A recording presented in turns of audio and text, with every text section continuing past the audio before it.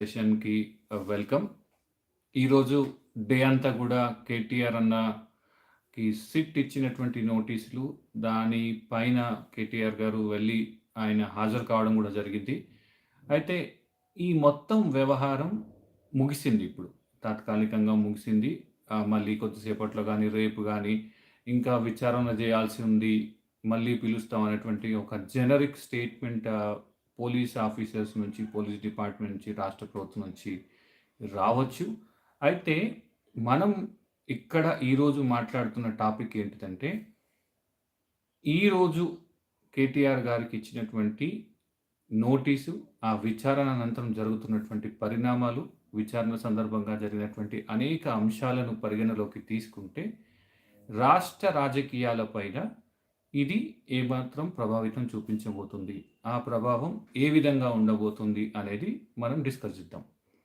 ఎందుకు ఈ మాట చెప్పాల్సి వస్తుందంటే, మనం తమిళనాడు నుంచి మొదలుకొని మొన్నటికి మొన్న ఏపీ వరకు, ఆ తర్వాత తాజాగా తెలంగాణలో అటు రేవంత్ రెడ్డి కానీ, జగన్ కానీ, అటు స్టాలిన్ వంటి వాళ్ళపైన అప్పటి ప్రభుత్వాలు కేసులు పెడితే ఎట్లాంటి పరిణామాలు రాజకీయాలలో జరిగినాయి అనేది మనం ఒక్కసారి గుర్తు చేసుకుందాం. ముఖ్యంగా తెలంగాణకు వస్తే, రేవంత్ రెడ్డి నన్ను కేసీఆర్ గారు అరెస్ట్ చేసి జైల్లో పెట్టినారు, నా బిడ్డ పెళ్ళికి కూడా పోలేదు, చాలా దారుణమైనటువంటి శిక్షను అనుభవించానని చెప్పారు. దాన్ని ఒక ఎమోషనల్ ఇష్యూగా వాడుకోనికి ట్రై చేసినారు. ఆయన సామాజిక వర్గంలో ప్రధానంగా ఒక విక్టిమ్ కార్డు వాడిండు. ఆ తర్వాత సరే హామీలు ఇచ్చారు, అధికారంలోకి వచ్చారు, అదంతా ఇక ప్రస్తుతం నడుస్తున్న చరిత్ర. కానీ ఇక్కడ గుర్తుపెట్టుకోవాల్సింది ఏంటిదంటే, ఆయన అడ్డంగా 50 లక్షల రూపాయలు ఇచ్చి ఒక ప్రభుత్వాన్ని కూల్చివేతకు పాల్పడేటువంటి, ఒక రాజ్యానికి వ్యతిరేకమైనటువంటి ఒక కుట్ర చేస్తూ దొరికిపోయినటువంటి వ్యక్తి. అయినా అట్లాంటి కేసుని కూడా తనకు అనుకూలంగా, సానుకూలంగా సాక్ష్యాధారాలతో సహా దొరికినప్పుడు కూడా వాడుకోవడంలో ఆయన సక్సెస్ అయినారు.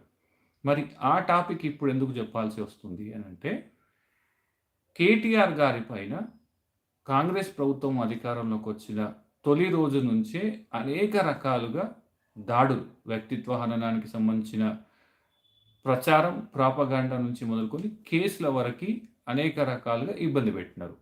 మరి ఫార్ములా ఈకి సంబంధించినటువంటి కేసులో కూడా ఒక్కటంటే ఒక్క ఫార్మల్ సాక్ష్యం, బలమైనటువంటి సాక్ష్యం లేకుండా ఆయనని విచారణకి పలుమార్లు పిలిచినారు. ఏమైంది విచారణకు పిలిస్తే?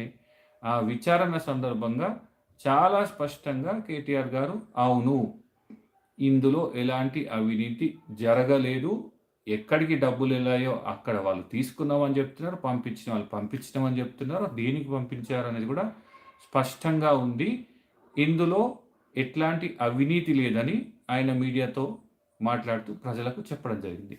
సరే, మొదటిసారి మాట్లాడినప్పుడు కాంగ్రెస్కి కూడా ఒక సెక్షన్ ఉంటుంది, యాంటీ బీఆర్ఎస్ ప్రజలు ఉంటారు, ఆ సెక్షన్కి సంబంధించినటువంటి వ్యక్తులు నమ్మేటువంటి ప్రయత్నము, నమ్మించేటువంటి ప్రయత్నం జరిగింది. కానీ అది ఒక్కసారి, రెండుసార్లు వరుసగా ఇదే రకాల ప్రయత్నాలు, ప్రపగాండా చేసినప్పుడు చివరికి ఇందులో ఏమీ లేదు కాబట్టే ఈ అంశంలో రాష్ట్ర ప్రభుత్వం ముందుకు పోతలేదు అనేటువంటి ఒపీనియన్ని ప్రజలు డెవలప్ చేసుకున్నారు. దాంతోని కాంగ్రెస్ పార్టీ ఆగిపోయి ఉండుంటే కొంత బెనిఫిట్ ఉండేది కాంగ్రెస్కి. సరే, ఏదో ఒకటి మనకి కూడా రేవంత్ రెడ్డి గారిని జైలుకు పంపించారు, కనీసం కేటీఆర్ గారిని ఎంక్వైరీకి పిలిపించామనంటే ఒక ఈగో సాటిస్ఫాక్షన్ ఉండేది. కానీ తాజాగా ఈ టెలిఫోన్కి సంబంధించినటువంటి ట్యాపింగ్ అంశంలో కూడా కేటీఆర్ని ఇరికిచ్చి తీసుకెళ్ళి విచారణ చేసేటువంటి ప్రయత్నం చేయడం అనేది ఖచ్చితంగా కాంగ్రెస్ చేసుకున్నటువంటి ఒక బూమరాంగ్ ప్రాసెస్, లేదంటే ఒక చర్య అని చెప్పొచ్చు. ఎందుకు అనంటే, టైమింగ్ రాజకీయాలలో చాలా చాలా ఇంపార్టెంట్. ఈ టెలిఫోన్ ట్యాపింగ్ సంబంధించినటువంటి టైమింగ్, హరీష్ రావు గారికి ఇచ్చిన నోటీస్, ఆ తర్వాత 2 రోజులకు కేటీఆర్ గారికి ఇచ్చినటువంటి నోటీస్ చాలా ఇంపార్టెంట్. ఎందుకనంటే, బీఆర్ఎస్ పార్టీ కోల్ స్కామ్కి సంబంధించి ముఖ్యమంత్రి బామర్దికి సంబంధించినటువంటి అంశాన్ని డైరెక్ట్గా ఇట్లాంటి సందర్భంలో ఈ మొత్తం వ్యవహారం జరిగింది. మరి ఈ అంశాలపైన రాష్ట్ర ప్రభుత్వం కానీ, ముఖ్యమంత్రి కానీ కొంత ఒక సంజాయిషి ఇచ్చుకోవడమా, లేదంటే స్పష్టత ఇవ్వడమా చేసి ఉంటే బాగుండేది. కానీ రిటాలియేటరీ మెజర్‌మెంట్‌లో భాగంగా వాళ్ళు నోటీస్ ఇచ్చినారు. ప్రజలకేమర్థమైతది? అరే! కరెక్టే గదా! మీ పైన ఆరోపణలు వచ్చినప్పుడు సమాధానం చెప్పుకోవాల్సింది పోయి, ఆరోపణలు చేసినటువంటి వ్యక్తుల పైన రాజకీయ వేధింపులకు దిగడం ఎంతవరకు కరెక్ట్ అనేటువంటి చర్చ పోయింది. మొదట హరీష్ రావు గారికిచ్చారు. హరీష్ రావు గారి వెంట పార్టీ మొత్తం నిలబడింది. ఆ తర్వాత 2 రోజులకు మళ్ళీ కేటీఆర్ గారికిచ్చినారు. ఈరోజు ఒక అద్భుతమైనటువంటి సన్నివేశం. పొద్దున పార్టీలో ఉన్నటువంటి సీనియర్ నాయకుల నుంచి మొదలుకొని కార్యకర్తల వరకు ప్రతి ఒక్కరూ తెలంగాణ భవన్‌కొచ్చినారు. సాయంత్రం వరకు వేచి ఉండి, ఆ తర్వాత కేటీఆర్ గారి ప్రెస్ మీట్ గూడా చూసినారు. ఆయన భావోద్వేగంగా మాట్లాడారు. తెలంగాణ కోసం ఇన్ని సంవత్సరాలు కొట్లాడాం మేము. ఎప్పుడు కూడా ఇంత బాధ కాలేదు. అనేక రాజకీయ వేధింపులు, అక్రమ కేసులు మాకు గతంలో ప్రభుత్వాలు చేసినటువంటి సందర్భాలు గూడా మాతోనున్నాయి. కానీ ఈరోజు రాష్ట్రం సాధించిన తర్వాత ఇది దొంగల పాలైంది, దుర్మార్గుల పాలైంది. ఇట్లాంటి సిట్యుయేషన్ చూస్తే బాధైతుందనేటువంటి మాట చెప్పినారు. మరి ఆ తర్వాత విచారణకు పొయ్యొచ్చిన తర్వాత కూడా ఒకటే ఒక మాట చెప్పినారు. నేను 4 ప్రశ్నలు అడిగాను వాళ్ళకి. అసలు టెలిఫోన్ ట్యాపింగ్‌కి సంబంధించినటువంటి సాక్ష్యాధారం ఏమైనా ఉందా?